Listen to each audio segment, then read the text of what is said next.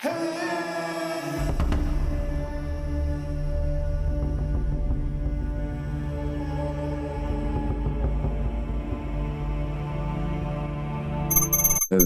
is the Turkish lira, and compared to the US dollar, it was basically on fire for most of 2022. But as you can see in this chart, it was already falling relentlessly for a long time before that, and then started falling even faster in 2022. And it was at this point that many news programs would start reporting like this. This crisis has really hit the Turkish middle class and the poor, of course, and that's devastating. And what does the government say to this kind of reaction? Turkey's it shows no single sign that is indicating an improvement in stabilizing the shaking economy. The government has announced, in the contrary, it will cut interest rates from 14% to 13%, which, by the way, is the opposite of what you usually do when inflation is high. But to that, Erdogan usually responded with something like this.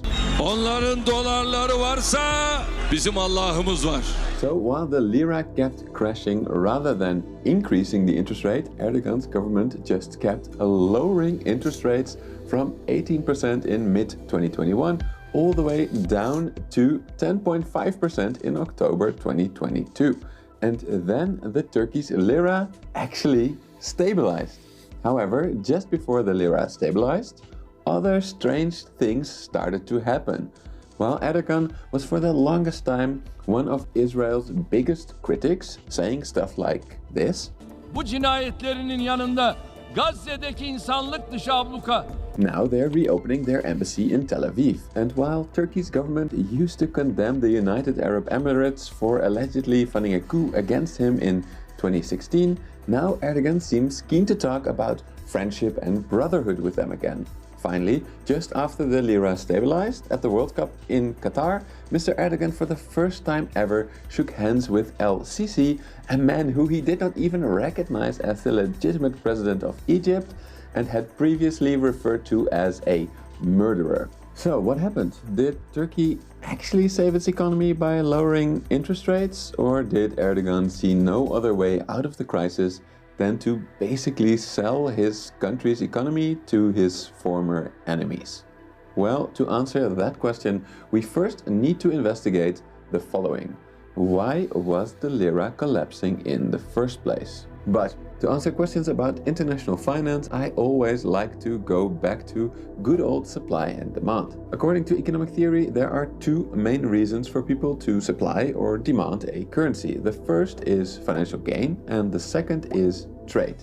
Let's talk about financial gain first with an example. Let's say that one country randomly starts increasing its interest rates while others do not. This will make that country's currency much more attractive compared to other currencies, and this will increase the demand for it. And thus, it will increase its price.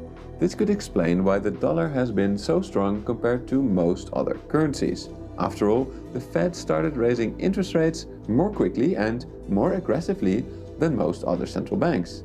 And if we apply this concept to Turkey, it implies that the reason its currency kept collapsing was that its interest rates were simply too low.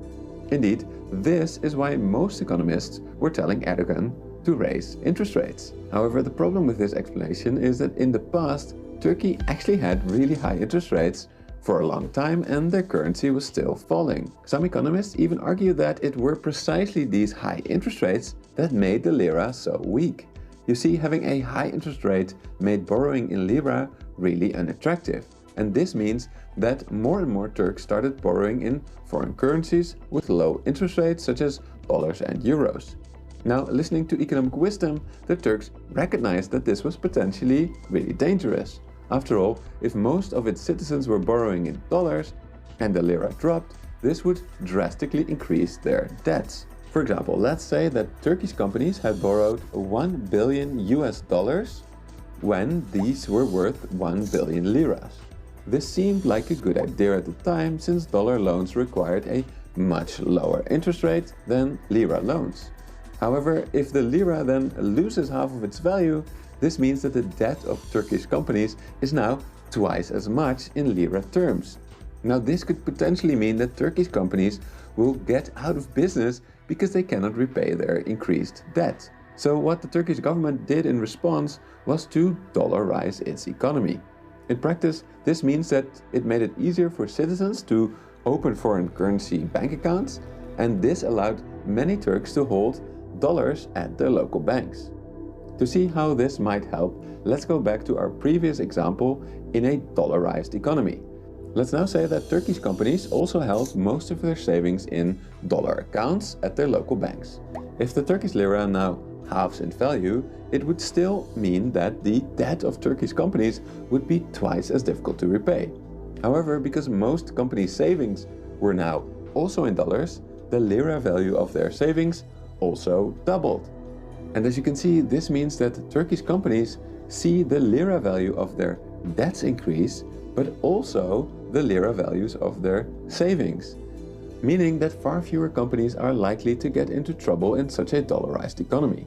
However, on a macro level, this strategy produced an unwanted side effect. You see, every time the lira would go down in value, Turks now had easy access to a bank account with dollars. This allowed them to quickly sell liras for dollars to protect their savings.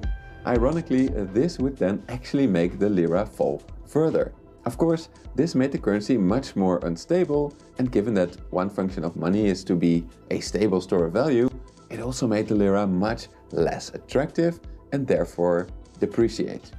Now, in response, the Turkish government introduced its so-called liraization strategy around the end of 2021. This strategy included making foreign currency accounts less attractive for Turkish banks to offer, and simultaneously making lira deposits more attractive for Turks to own by protecting them from these wild currency swings. And while adoption was slow at first, these protected lira deposits were actually becoming wildly popular already around November this year. And so this could actually explain why the lira stabilized around this time.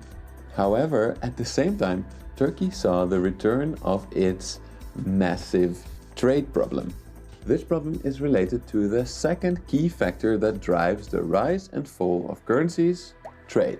As you can see here, Turkey historically imported way more than it exported. And while Turkey's trade deficit was finally improving before 2020, it got way worse during COVID when all tourists were shut out of the country. And then, crucially, at the start of 2022, energy prices shot up after Ukraine was invaded.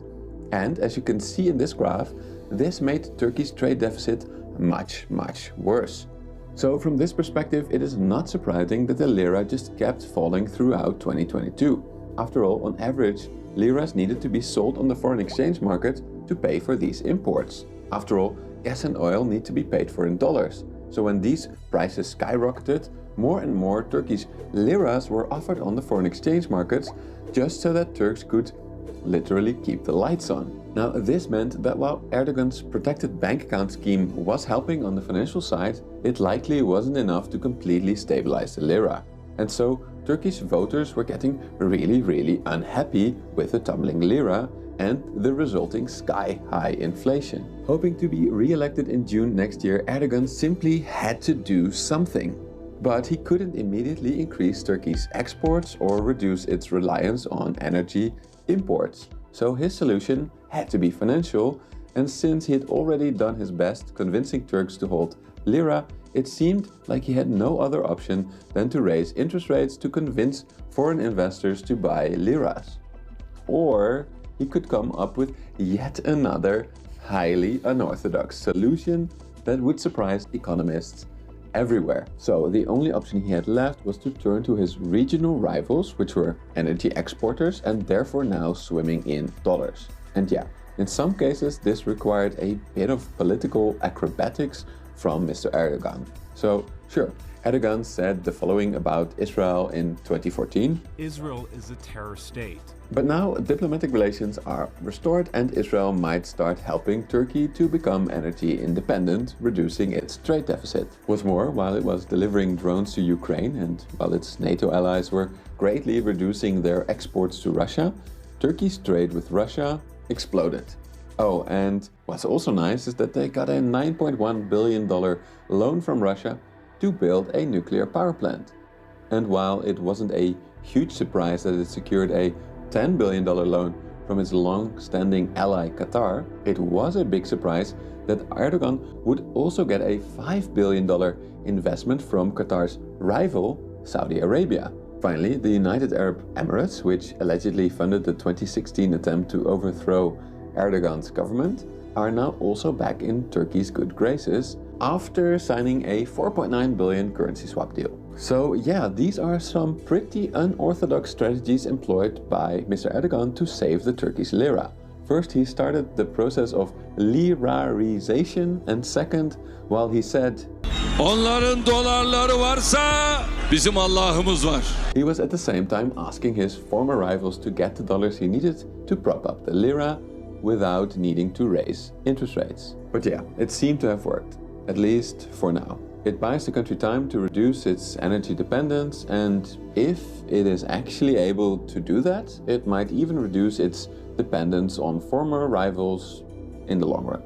However, that is pretty optimistic because, as one of Turkey's most famous economists has noted, Turkey has a serious productivity problem because its government has compromised the independence of key institutions and failed to encourage the development of new thought and technologies. And if it indeed fails to develop a sustainable economy, borrowing from its rivals might come back to haunt it. After all, Lebanon's rulers had tried the same strategy of borrowing from rivaling Middle Eastern states, and their economy collapsed in part because one of its backers, Saudi Arabia, wasn't happy with its politics. So what do you think? Was this a smart move by Erdogan, or did he basically sell his country to buy votes for the upcoming election? Let me know in the comments.